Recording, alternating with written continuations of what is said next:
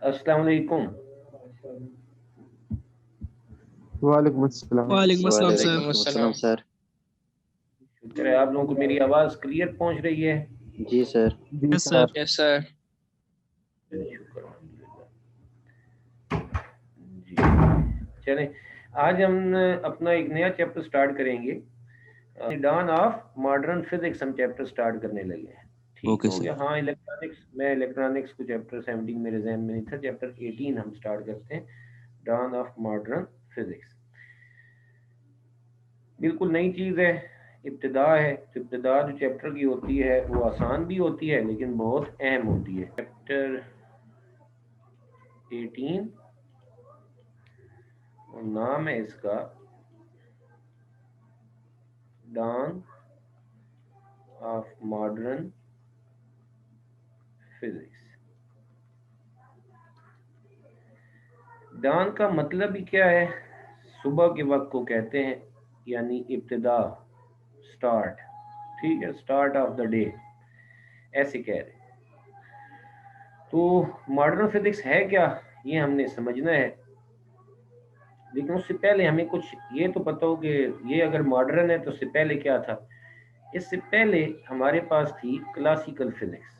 मैं अगर ऐसे बनाऊं दो चीज़ें,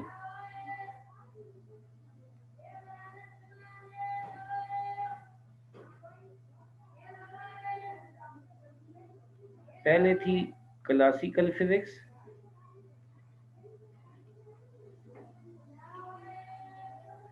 अब है मॉडर्न फिजिक्स।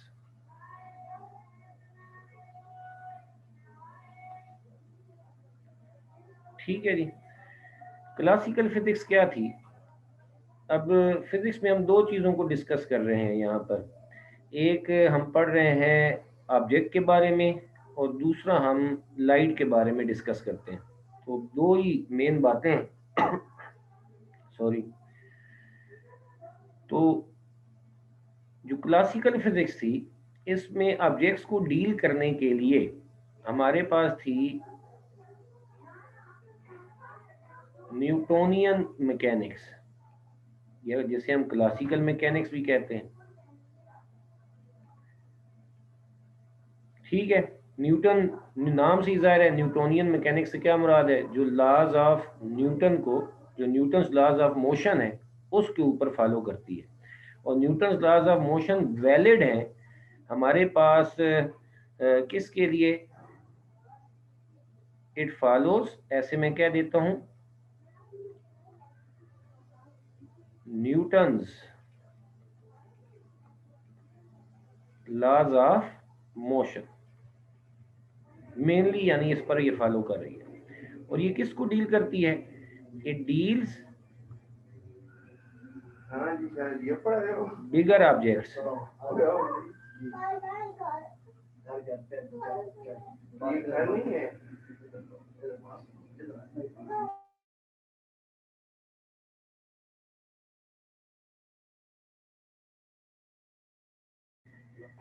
चले, it deals bigger objects. Bigger object से क्या मुराद है? जैसे हम ऑब्जेक्ट, हमारे पास कोई बॉल है, कोई गाड़ी है, वो उसकी मोशन को हमने डील करना है, तो उसके लिए हम किसको यूज करेंगे? हम उसके लिए डील करेंगे न्यूटन्स लॉज ऑफ मोशन को डील करेंगे। लेकिन जब हम बात कर रहे होते हैं इलेक्ट्रॉन की और वो भी ट्रेवल करो एट वेरी हाई स्पीड, तो फिर ये जो लॉज ऑफ मोशन है, सिर्फ यही हमारे पास उसकी मोशन को डील करने के लिए काफ़ी नहीं होते, उसके लिए हमें कुछ और भी करना पड़ता है। वो क्या है, वो हम इस चैप्टर में सारा सीखेंगे। तो पहली बात हो गई हमारे पास क्या है कि ये लाइट के बारे में मॉडर्न फिजिक्स का जो कंसेप्ट था, सॉरी, जो पुराना हमारे पास कंसेप्ट है, उसके मुताबिक क्या था कि ये डील करता था न्यूटन्स लॉज ऑफ मोशन को। न्यूटन्स लॉज ऑफ मोशन को डील करते हैं और कौन से ऑब्जेक्ट्स को डील करते हैं? बड़े ऑब्जेक्ट्स को हमारे पास ये बात डील करती है। फिर दूसरी जो कंसेप्ट था हमारे पास वो ये था, that is about the light. Light क्या है? लाइट से हमारा, मैं जनरल लाइट बोल रहा हूँ तो लाइट से हमारे जहन में ये आता है कि विजिबल लाइट है, तो मैं इसलिए उसे कह देता हूँ रेडिएशन। रेडिएशन में हमारे पास तमाम तरह की रेडिएशन को हम डील कर रहे हैं। कौन कौन सी रेडिएशन को डील कर रहे हैं? हम डील कर रहे हैं, अल्ट्रावायलेट भी उसमें शामिल हो जाएगी, एक्स रेज भी होंगी, गैमा रेज भी होंगी, विजिबल लाइट के सातों रंग भी होंगे, इंफ्रारेड रेडिएशन भी है, रेडियो वेव्स भी हैं। तो क्लासिकल फिजिक्स के अंदर रेडिएशन को हम लेते हैं एज इलेक्ट्रोमैग्नेटिक वेव। ठीक है, तो जितना भी आप लोगों ने फिनोमिना पढ़े हैं, रिफ्लेक्शन का पढ़ा है लाइट के बारे में, रिफ्रैक्शन का आपने फिनोमिना पढ़ा है, पोलराइजेशन का फिनोमिना आपने फर्स्ट ईयर में पढ़ा है 9th चैप्टर में, डाइफ्रैक्शन का है, इंटरफेरेंस ऑफ लाइट का है। तो ये सारे वो फिनोमिना हैं जो सक्सेसफुली एक्सप्लेन हुए जब हमने रेडिएशन को किसके तौर पर लिया है, इलेक्ट्रोमैग्नेटिक वेव के तौर पर लिया है। तो ये क्लासिकल फिजिक्स के हमारे पास दो कंसेप्ट्स हैं, एक ऑब्जेक्ट्स के बारे में है जो लॉज ऑफ मोशन को डील करते हैं, लॉज ऑफ मोशन उनकी मोशन को डील करते हैं, और वो कौन से ऑब्जेक्ट्स हैं, जो हमारे पास बिगर साइज ऑब्जेक्ट्स हैं, और दे आर बिगर ये मैं जुमला जरा बेहतर अपना करने लगा हूं, bigger objects moving at slow speed. ये अब ठीक जुमला हुआ है। स्लो स्पीड पर जब ऑब्जेक्ट्स ट्रेवल कर रहे होते हैं, बिगर इतना अहम नहीं है जितना ये हमारे पास अब ये जो बात की है ये मैं बता रहा हूँ कि स्लो स्पीड पर जब ऑब्जेक्ट्स ट्रेवल कर रहे होते हैं तो उस वक्त हमारे पास ये न्यूटन मैकेनिक्स जो है, न्यूटोनियन लॉज जो है, ये हमारे पास वैलिड रहते हैं। दूसरा जो है वो लाइट के बारे में है। लाइट जो है उसको क्लासिकल फिजिक्स के अंदर क्या कंसिडर किया जाता है, इलेक्ट्रोमैग्नेटिक कंटिन्यूअस वेव के तौर पर कंसिडर किया जाता है। अब हम आ जाते हैं इस तरफ जिसमें हम क्या कह रहे हैं, मॉडर्न फिजिक्स। मॉडर्न फिजिक्स जो है इसमें भी अगेन ऑब्जेक्ट्स को डील करने के लिए हमारे पास है theory of relativity.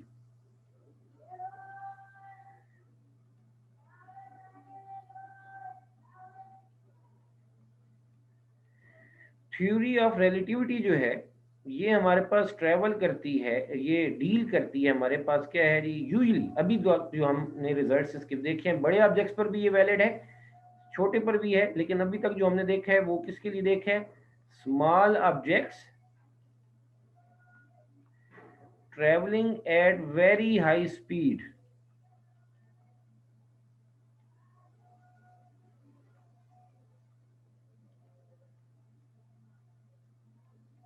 Very high speed से क्या मुराद है, वेरी हाई स्पीड से मुराद क्या है कि स्पीड ऑफ लाइट से तो वो क्या हो गए, स्पीड ऑफ लाइट सी से तो ये क्या होगी हमारे पास कम ही होगा, लेकिन उसके कंपेरेबल उसके 1% टू 10 पर to 99% of the speed of light को जो ऑब्जेक्ट ट्रेवल कर रहा होता है, तो उस वक्त हम क्या कहते हैं कि ये एक रिलेटिविस्टिक स्पीड पे ट्रेवल कर रहा है, और उनकी मोशन को डील करने के लिए थ्योरी ऑफ रिलेटिविटी हमें चाहिए। अकेले जो लॉज ऑफ न्यूटन है, न्यूटन लॉज ऑफ मोशन है, वो हमारे पास उनको डील नहीं कर सकते। उनके अंदर कुछ ऐसे रिजल्ट्स आते हैं जो आम फिजिक्स के जो लॉज हैं वो उनको एक्सप्लेन नहीं कर पाते। दूसरा, जो केमिस्ट्री के स्टूडेंट हैं वो तो इस बात से फेमिलियर होंगे, यहाँ पर रेडिएशन को हम डील करते हैं, लेकिन रेडिएशन जो हमारे पास है उसमें लाइट को एज अ वेव कंसिडर नहीं किया जाता, रेडिएशन को एज अ वेव कंसिडर नहीं किया जाता, उसको हम क्वांटा के तौर पर डील करते हैं। ये क्वांटा का ज्यादा फेमस नाम जो है वो है फोटॉन। ये हमारे पास एनर्जी पार्टिकल है, यानी रेडिएशन जो है उसे एज अ वेव कंसिडर करने की बजाय उसे हम एक पार्टिकल के तौर पर डील करते हैं, और वो क्या है हमारे पास, एनर्जी पार्टिकल है। अब ये क्या होगा, ये सारा हमने इसी चैप्टर में ही डील करना है। तो अब मैं इसको अगर कंक्लूड करूं तो हमारे पास क्या डिफरेंस है क्लासिकल फिजिक्स में और मॉडर्न फिजिक्स में। क्लासिकल फिजिक्स में जो ऑब्जेक्ट्स को डील करते हैं वो कौन से ऑब्जेक्ट्स को डील करते हैं, which are travelling at the slow speed, और उनके लिए कौन से लॉज वैलिड होते हैं हमारे पास, न्यूटन लॉज ऑफ मोशन हमारे पास वैलिड है। ठीक है, जबकि हमारे पास जो दूसरी तरफ है मॉडर्न फिजिक्स, इसमें हम थ्योरी ऑफ रिलेटिविटी यूज करते हैं for the objects which are travelling at very high speed, very high speed, और वो कितनी स्पीड हो, जो स्पीड ऑफ लाइट के comparable, not equal to the speed of light but comparable to the speed of light, 1/10 of the speed of light. ऐसे अगर speed होगी तो फिर हमारे पास रिजल्ट्स थोड़े से डिफरेंट हो जाते हैं, फिर लॉज ऑफ मोशन उनको सिर्फ डील नहीं कर सकते, उनके लिए हमें थ्योरी ऑफ रिलेटिविटी का पढ़ना जरूरी हो जाता है। फिर सेकेंडली, रेडिएशन का जो कंसेप्ट था, क्लासिकल फिजिक्स में वो इलेक्ट्रोमैग्नेटिक वेव का था, वो एक कंटिन्यूअस वेव है। ऐसे ही समझ लो, जैसे ये कंसिडर किया जाता है कि मेरे हाथ में अगर एक रस्सी है, वो मैंने एक दीवार के साथ बांधी हुई है, तो उसको मैं जब वाइब्रेट करता हूँ तो हमारे पास ऐसे वेव जनरेट होती है शुरू से लेकर आखिर तक, कंटिन्यूटी उसमें मौजूद होती है। जबकि मॉडर्न फिजिक्स क्या कहती है कि लाइट को हम एज अ वेव नहीं कंसिडर करेंगे, बल्कि उसे एक एनर्जी पार्टिकल के तौर पर स्टडी करेंगे। एनर्जी पार्टिकल के तौर पर स्टडी करने से क्या मुराद है कि उससे हम लेंगे या तो फोटॉन, ठीक है, या उसका दूसरा नाम है क्वांटा। इसी वजह से यहाँ पर जो हमारे पास फिजिक्स होती है, जो इनको डील करती है, उसे हम क्या कहते हैं, क्वांटम मैकेनिक्स कह देते हैं। ठीक है, तो मॉडर्न फिजिक्स का दूसरा नाम जो है वो हमारे पास क्या है, क्वांटम मैकेनिक्स भी है। हाँ भी मेरे प्यारों, आपका किसी का कोई क्वेश्चन हो यहाँ पर तो वो मेरे से पूछे।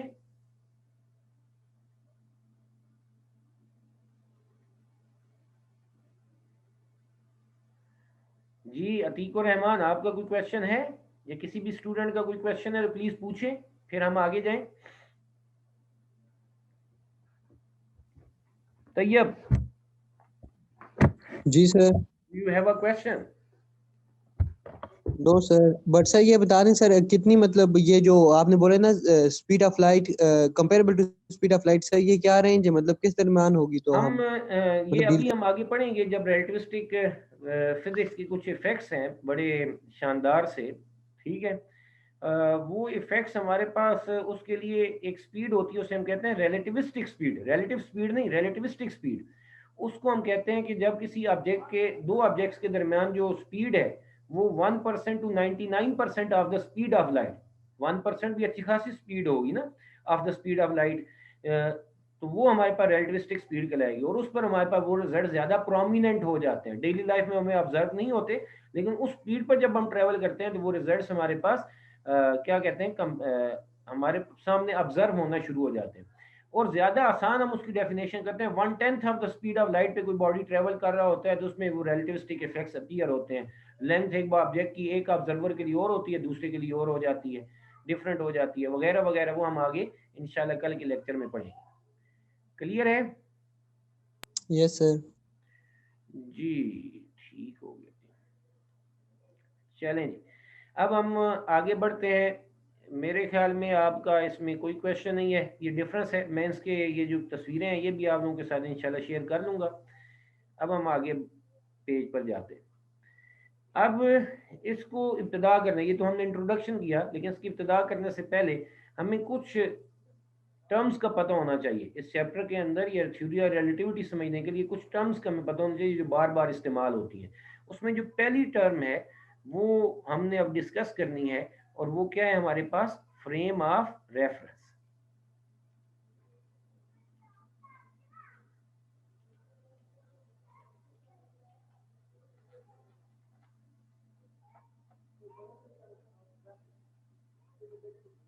Frame of reference,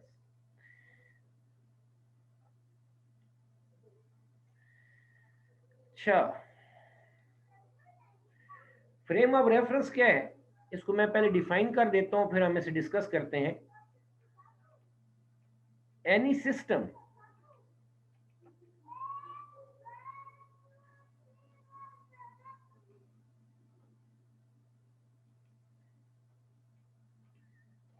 which help us to take measurement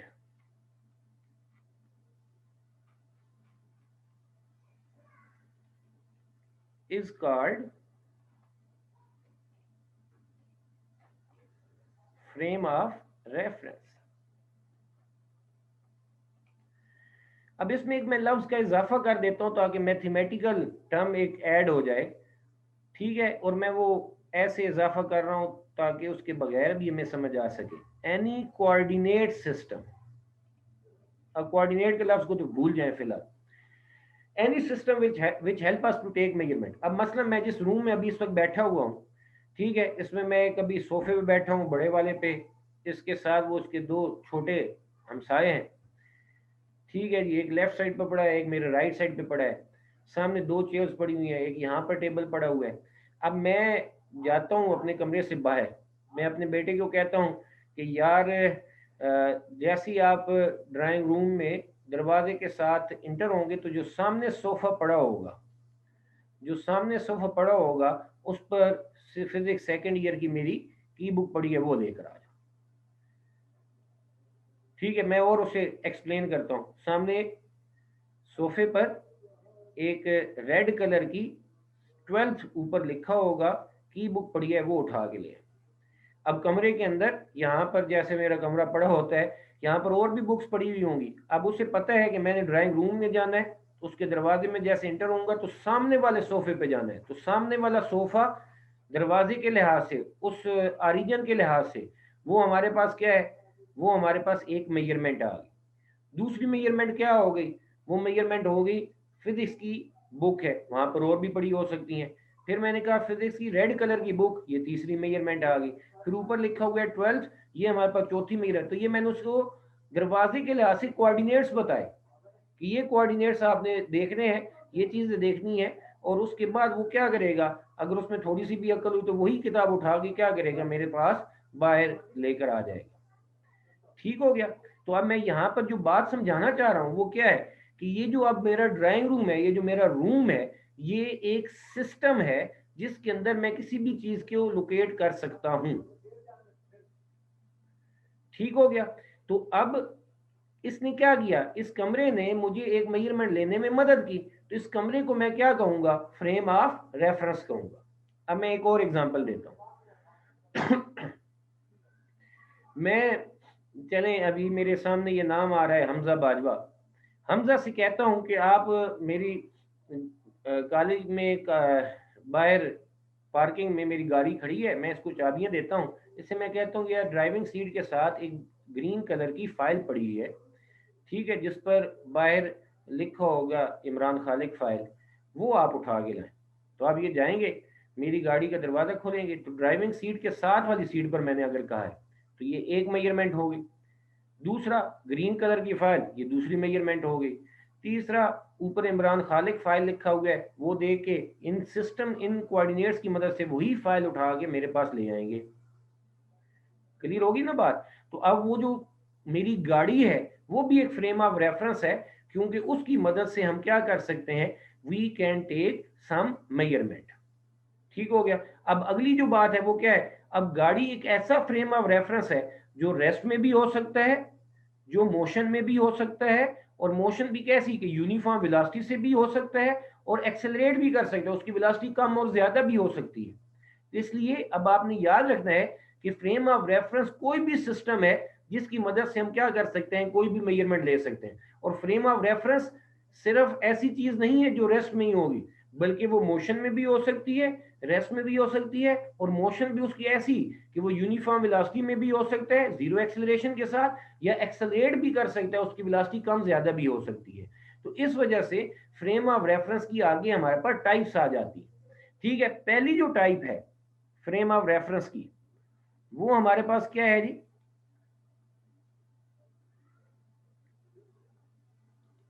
वो है हमारे पास inertial frame of reference.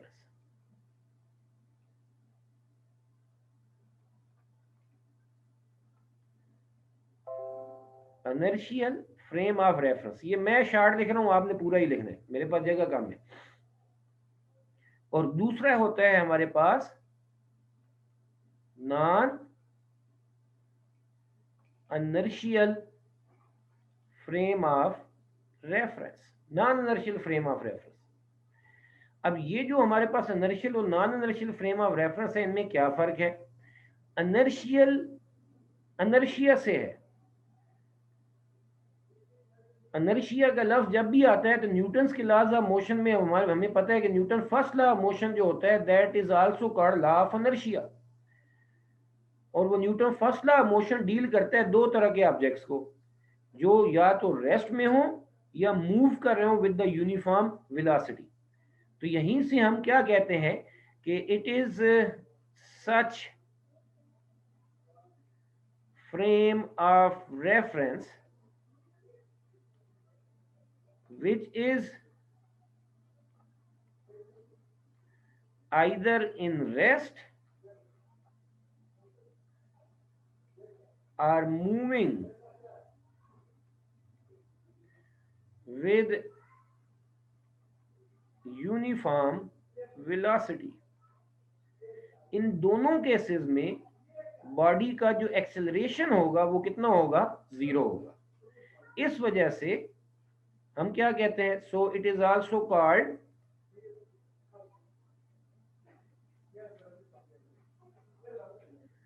Non accelerated frame of reference. ठीक है, तो अब इस कमरे में इस वक्त मैं बैठा हुआ हूं, ठीक है, ये रेस्ट में है, तो ये हमारे पास क्या होगा, non accelerated frame of reference. अच्छा, जमीन जो है वो सूरज के गिर्द घूम रही होती है, तो वो ऐसे घूम रही होती है कि जमीन सूरज के गिर्द घूम रही है, तो उसमें सेंट्रीपिटल एक्सेलरेशन है, नो डाउट, लेकिन वो एक्सेलरेशन इतना कम है कि हम उसे निगलेक्ट कर देते हैं, और जमीन के ऊपर हम तभी क्या होते हैं, हम ऐसे महसूस करते हैं कि we are either in rest, या बाहर से देखेंगे, जमीन से बाहर निकल के देखेंगे तो हम किस स्टेट में होंगे, we will be moving in uniform velocity. तो जमीन को हम as a inertial frame of reference ले सकते हैं। मैंने ये कहा, मेरा जुमला क्या है कि हम जमीन को इनर्शियल फ्रेम ऑफ रेफरेंस ले सकते हैं, लेकिन अगर ऑब्जेक्टिव में यही आ जाए कि जमीन यानी अर्थ इज, तो अब यहां पर जरा सख्ती है, तो अर्थ इज वो इनर्शियल फ्रेम ऑफ रेफरेंस नहीं है, अर्थ is non inertial frame of reference. समझ में आ रही बात? यानी अगर ऑब्जेक्टिव, अब ये बात याद रखना, जरा दोबारा नोट कर लो कि अगर ऐसे ऑब्जेक्टिव आ जाए कि earth can be taken as, वो हम किसके तौर पर लेंगे, as a inertial frame of reference because it has negligible acceleration. लेकिन अगर वो सख्ती से कोई बंदा पूछता है, हाँ भी बताओ अर्थ है क्या एक्चुअली, इनर्शियल है कि नॉन इनर्शियल है, तो फिर ये कंफर्म होना चाहिए आप लोगों को कि अर्थ is non inertial frame of reference because that has the acceleration. ठीक है, तो अब हमारे पास ये एग्जांपल, अगर मैं ये कह दूं इसकी एग्जांपल में, मैं ऐसे कह देता हूं इसकी एग्जांपल में कि रूम जो है हमारा, ये इनर्शियल फ्रेम ऑफ रेफरेंस है, या कार जो है मूविंग विद यूनिफॉर्म वेलोसिटी,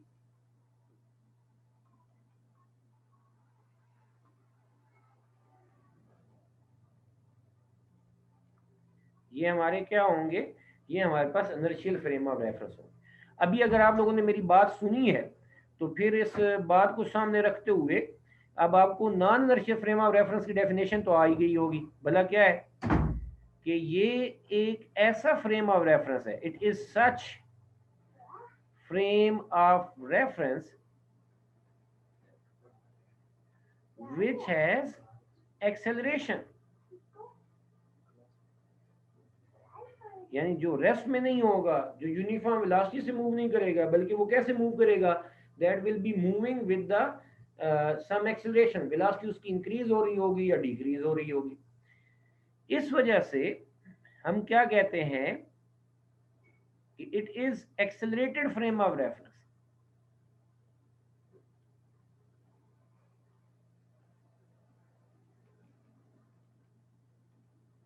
ठीक है, अब इसके तो नाम से ही जाहिर था इनर्शियल फ्रेम ऑफ रेफरेंस का, तो ये लॉ ऑफ इनर्शिया को फॉलो करता है, यानी इनर्शियल फ्रेम ऑफ रेफरेंस, यहाँ पे मैं जगह की कमी की वजह से लिखा नहीं, तो इनर्शियल फ्रेम ऑफ रेफरेंस जो होता है it follows law of inertia. लेकिन ये जो होगा non inertial frame of reference, ये Newton first law of motion को फॉलो नहीं करेगा। हम क्या कहते हैं, इट डज नॉट फॉलो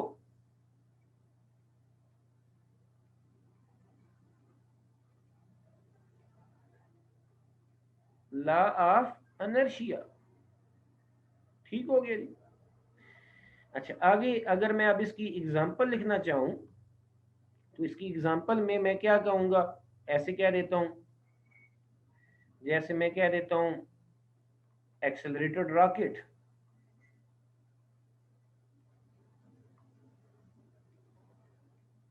जैसे मैं कह देता हूं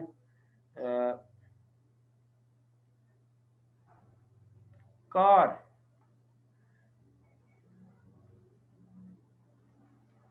मूविंग विद नेगेटिव एक्सेलरेशन, यानी डीसेलरेटेड मोशन उसकी हो रही है, आपने ब्रेक्स लगा दिए हैं। समझ में आ रही बात? वो हमारे पास क्या होगा, वो हमारे पास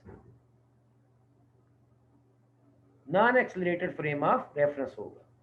जी मेरा सोना एहतशाम राजपूत, आपका कोई सवाल है?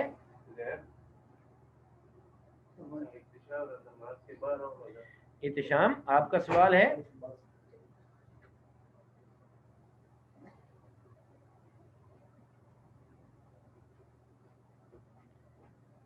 अच्छा जैन भट्ट, आप जरा बोल दें, आपका माइक ऑन है, आपका कोई क्वेश्चन है?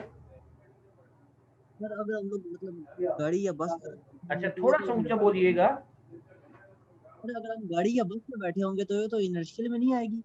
अच्छा जैन, वेरी सॉरी, जरा ऊंचा बोलेंगे आप? मेरे पास आज स्पीकर नहीं है तो मुझे वो लैपटॉप के स्पीकर से ही सुनना है, तो थोड़ा ऊंचा बोलिएगा। सॉरी सर, मैं ये कह रहा हूँ कि अगर हम लोग गाड़ी में या बस वगैरह में बैठेंगे तो ये तो इनर्शियल में आएगी ना। नहीं, अब जरा ये बताएं कि गाड़ी अगर एक्सेलरेट कर रही होगी तो फिर आप भी तो एक्सेलरेट कर रहे होंगे, उसके अंदर तमाम ऑब्जेक्ट्स जो होंगे वो एक्सेलरेटेड मोशन में होंगे। क्लियर होगी बात? तो जैसे गाड़ी अगर चल रही है तो हमने, आप लोगों ने देखा होगा, मसलन रोलर कोस्टर है, ठीक है, ये सर। वो हाई स्पीड पर ट्रेवल करते, तो आप देखते हैं ना उसके अंदर जितने भी ऑब्जेक्ट्स होते हैं, जो जितने भी लोग बैठे हैं ऐसे पीछे की तरफ प्रेस हुए होते हैं, क्योंकि उसकी एक्सेलरेटेड मोशन आगे की तरफ होती है, ठीक है, और जब यस सर। अचानक ब्रेक लगेगी तो आगे की तरफ गिरेंगे। तो जब जब एक्सेलरेशन होगा उस वक्त हमारे पास क्या होगा, हमारे पास वो non inertial frame of reference होगा। और जब जब वो यूनिफॉर्म वेलोसिटी से मूव कर रहे होंगे तो उसको हम किसके तौर पर ले सकते हैं? As inertial frame of reference लेंगे। अच्छा, रॉकेट की एग्जांपल जो भी मैंने यहाँ पर लिखी है उसके साथ मैंने लिखा है एक्सेलरेटेड रॉकेट। अब जब वो चला जाता है वैक्यूम में, स्पेस से बाहर चला जाता है, या जहाँ पर बहुत लेस डेंसिटी है स्पेस की, तो फिर हमारे पास यानी एयर की बहुत लेस डेंसिटी है, तो वहां पर ये फ्रिक्शन वगैरह नहीं है, तो वो एक यूनिफॉर्म स्पीड से ही आगे ट्रेवल कर रहा होगा।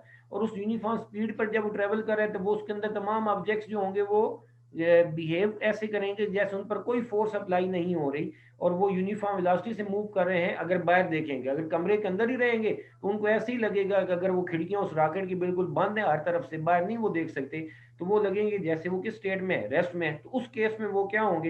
Inertial frame of reference. लेकिन जब जाके रॉकेट लैंड करेगा या इनिशियली उधर से उसकी इग्निशन स्टार्ट होती है तो उस वक्त वो एक्सेलरेट करता है, उस वक्त वो एक्सेलरेटेड फ्रेम ऑफ रेफरेंस या non inertial frame of reference होगा। क्लियर है?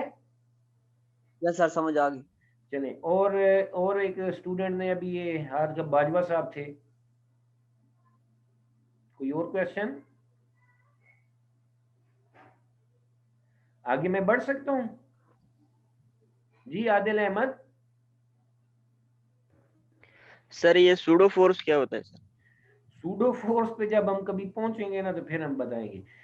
Pseudo force frame of reference के लिहाज से हमारे पास मुख्तलिफ फोर्सेज ऑब्जर्व होती हैं। सूडो का दूसरा नाम है फिक्टिशियस। सूडो जरा लफ्ज डिफरेंट आ जाता है, मुश्किल मुझे लगता है, ठीक है, मैं पेंडू सा बंदा हूं। तो एक लफ्ज है फिक्टिशियस जिस पे शक हो, ठीक है। अब मसलन हम बड़ा गलत से कंसेप्ट देते हैं, नाइन्थ से ही हम स्टार्ट कर देते हैं कि एक सेंट्रीपिटल फोर्स होती है और उसके रिएक्शन में सेंट्रीफ्यूगल फोर्स होती है। एक्चुअली ये एक ही फोर्स है, सिर्फ फ्रेम ऑफ रेफरेंस का फर्क होता है। अगर आप जरा डिफरेंट हो जाएगी सारी बात, लेकिन हम बात करते हैं इस पे। ये हमारे पास एक स्ट्रिंग है, मैं यहाँ पे खड़ा हूँ, ये मैं ही, ठीक है, इसको मैं पकड़ के ऐसे गोल घुमा रहा हूँ, I am at the centre. तो अब मैं इस पर, यहाँ पर जो फोर्स अप्लाई कर रहा हूँ वो सेंट्रीपिटल फोर्स है, मुझे पता है, मैं ऐसे हाथ से पकड़ के उसको ऐसे घुमा रहा हूँ और अपनी तरफ खींच रहा हूँ, सही है। लेकिन अब आप इमेजिन करें कि ये मैं जो हूँ कोई जिन हूँ, सही, और मैं थोड़ा सा इरेजर लेके इसको मिटा दूं, और हमारे पास क्या है जी, यहाँ पर एक बॉक्स है और इसको मैं पकड़ के घुमा रहा हूँ, और उस बॉक्स के अंदर जैसे बच्चों के झूले होते हैं, यहाँ पर एक बॉल पड़ा हुआ है। तो जब मैं इसको ऐसे घुमा रहा हूँगा तो ये बॉल इस जगह पर नहीं, इनिशियली यहाँ पर अगर पड़ा है या इस एज के करीब पड़ा है, इस जगह पर पड़ा हुआ है, तो ये यहाँ पर अब नहीं रहेगा, ये क्या होगा, ये इस बॉक्स के आउटर वाली पोर्शन पर जाके चिपकेगा, ठीक है। अब बिल्कुल ये ऐसे ही है जैसे आप लोग बचपन में अयूब पार्क गए हैं, वहां पर किसी झूले में झूला झूल रहे हैं, वो गोल घूमने वाले, तो आप इनिशियली उसके बिल्कुल सेंटर में बैठे होते हैं या अंदर वाली साइड पर बैठे होते हैं, ठीक है, अगर दो भाई हैं तो आप लोगों ने महसूस किया होगा, दो छोटे बच्चे हैं तो वो क्या होते हैं, जब वो झूला चलना है और हाई स्पीड पर चलता है तो वो बाहर की तरफ प्रेस हुए हुए होते हैं, ऐसा होता है ना आदिल? जी सर। अब जो मैं अपने रेफरेंस ऑफ पॉइंट, ये जो मैं जिन हूं, मैं अपने रेफरेंस से लिखूंगा तो मेरी फोर्स लग रही है, मैं लगा रहा हूं फोर्स इनसाइड, लेकिन ये जो अंदर दो ऑब्जेक्ट्स है, ये जो ऑब्जेक्ट होगा ये फील करेगा कि मेरे पे तो फोर्स लग रही है बाहर की तरफ, हालांकि फोर्स तो एक ही आदमी एक वक्त में लगा रहा है। तो अब ये डिफरेंट फ्रेम ऑफ रेफरेंस है, एक फ्रेम ऑफ रेफरेंस है, या मैं एक ऑब्जर्वर मैं हूं और दूसरा ऑब्जर्वर जो है यहाँ पर ये ऑब्जेक्ट है। एक के लिए वो फोर्स इनवर्ड है और दूसरे के लिए सेम वही फोर्स हमारे पास क्या लग रही है आउटवर्ड, और ये सिर्फ फ्रेम ऑफ रेफरेंस डिफरेंट होने की वजह से हमारे पास ऑब्जर्व हो रहा है। अब इनमें से कौन सच्चा है कौन झूठा है? कोई भी झूठा नहीं है, दोनों सच्चे हैं। जो दोनों अपने पॉइंट ऑफ ऑब्जर्वेशन या फ्रेम ऑफ रेफरेंस के लिहाज से जो डिसाइड करेंगे वो बिल्कुल उनके लिए ट्रू होगा। समझ में आ रही बात? तो अब यहाँ पर ये जो सेंट्रीफ्यूगल फोर्स जिसे हम कहें, जिसको बाहर की तरफ लेके जा रही है, जो एक्चुअली हमारे पास क्या है, फ्रेम ऑफ रेफरेंस के चेंज होने की वजह से ऐसा महसूस हो रहा है। समझ में आ रही बात? तो इसको हम क्या कहते हैं, ये हमारे पास फिक्टिशियस फोर्स है, ये सूडो फोर्स है। तो सूडो फोर्स या फिक्टिशियस फोर्स क्या होती है? ऐसी फोर्स जो फ्रेम ऑफ रेफरेंस के डिफरेंट हो जाने से उस फ्रेम ऑफ रेफरेंस का ऑब्जर्वर जो ऑब्जर्व करता है उस फोर्स को हम क्या कह देते हैं, सूडो फोर्स या फिक्टिशियस फोर्स कह देते हैं। जी आदिल, कुछ बात क्लियर हुई आपको? जी सर, क्लियर हुई। चले चले जी, अब हम अपने लेक्चर की तरफ वापस आते हैं, और ये अच्छी बात ही, ये हमें आइंदा शायद हेल्प भी करेगी। अब मैं यहाँ पर वही पुराने वाला एक अपना जो पॉइंट है वो आप लोगों के साथ अगर शेयर करूं, मैंने यहाँ पर बताया था आप लोगों को कि ये जो हमारे पास अर्थ है इसको हम किसके तौर पर लेंगे, तो इसके लिए ऑब्जेक्टिव के तौर पर आप लोगों को ये बात पता होनी चाहिए। तो अगर मैं ये कह दूं कि earth can be considered as या टेकन एज, किसके तौर पर, that can be taken as inertial frame of reference. क्यों? उसकी मैंने आप लोगों को वजह बताई, बिकॉज अर्थ जो सूर्य के गिर्द घूम रही है around sun has negligible acceleration, क्योंकि वो अर्थ जिस सूर्य के गिर्द जिस ऑर्बिट में घूम रही है स्पीड यूनिफॉर्म है, और वो ऑर्बिट इतना बड़ा है कि उसके छोटे छोटे पैचेस में क्या होता है, वो स्ट्रेट लाइन पर रहते हैं। तो अगर वो स्ट्रेट लाइन पर रहे और वेलोसिटी स्पीड उसकी यूनिफॉर्म हो तो उसका जो हमारे पास वेलोसिटी होगी उस छोटे से पैच पर वो यूनिफॉर्म वेलोसिटी के तौर पर ली जा सकती है, और उसका सेंट्रीपिटल एक्सेलरेशन उसके लिहाज से वो क्या होता है, बहुत बहुत कम होता है। इसलिए अर्थ को as a inertial frame of reference के तौर पर लिया जा सकता है। लेकिन अगर यही बात ऐसे आ जाए, अर्थ इज, अब इसमें है स्ट्रिक्टली स्पीकिंग, यानी हम सख्ती से कह रहे हैं कि अब बताओ एग्जैक्टली वो क्या है, तो फिर हमें मजबूर होना पड़ेगा। स्ट्रिक्टली स्पीकिंग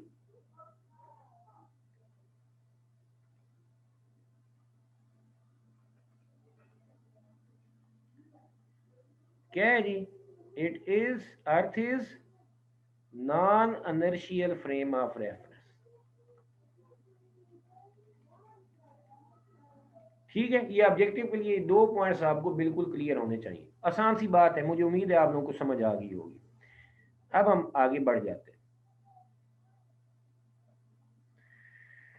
आगे मैं वापस आऊं, थ्योरी ऑफ रिलेटिविटी की दो टाइप है।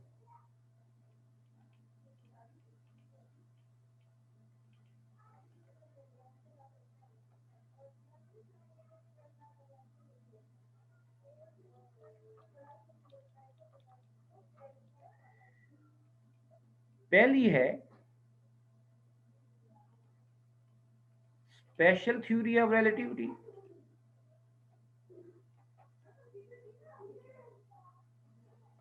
टाइम गुजरते पता ही नहीं लगता, we are less than 1 minute. और दूसरी है हमारे पास जनरल थ्योरी ऑफ रिलेटिविटी।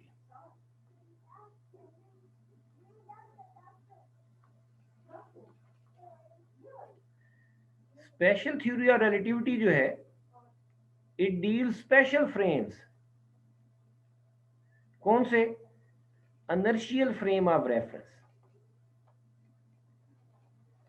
अब इस थ्योरी में यही हमारा फोकस होना है, ठीक है। तो इसमें हम पढ़ेंगे कल क्या क्या बातें हैं स्पेशल थ्योरी ऑफ रिलेटिविटी में। और जनरल थ्योरी ऑफ रिलेटिविटी जो है ये क्या होते हैं? It deals